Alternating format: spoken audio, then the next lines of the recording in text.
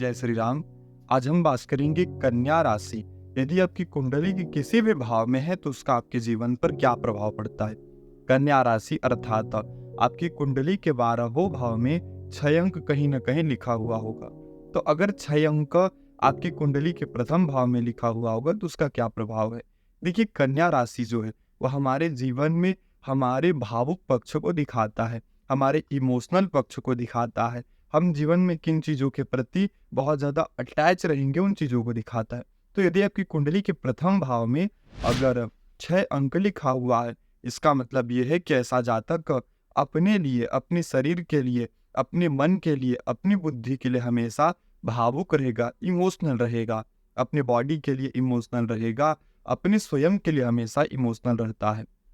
अगर दूसरे भाव में 6 अंक लिखा हुआ है तो ऐसा जातक अपने जीवन में अपने परिवार के लिए सबसे ज़्यादा इमोशनल रहता है, सबसे ज़्यादा भावुक रहता है। अपने धन के लिए, भोजन के लिए भी कभी-कभी ऐसे लोग बहुत ज़्यादा भावुक रहते हैं या इन्हें ये पसंद अधिक होता है।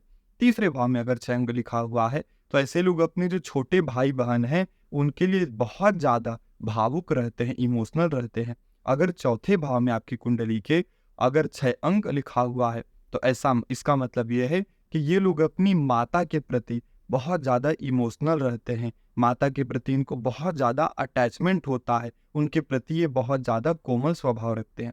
अगर पंचम भाव में 6 लिखा हुआ है तो इसका मतलब ऐसा व्यक्ति अपने जीवन में जो संतान होते हैं, अपना जो सीखने का, विद्या का जो गुण होता है, उसके प्रति ये लोग बहुत ज़्यादा इमोशनल होते हैं।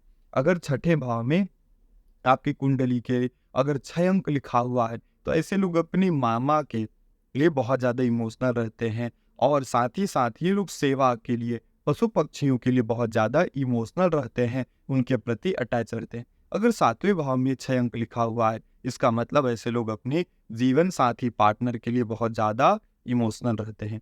अगर अष्टम भाव में आपके अगर यह अंक लिखा हुआ है तो ऐसे लोग साधना, रिसर्च, तंत्र, मंत्र और ससुराल जो होता है उसके प्रति भी इनको अटैचमेंट होता है।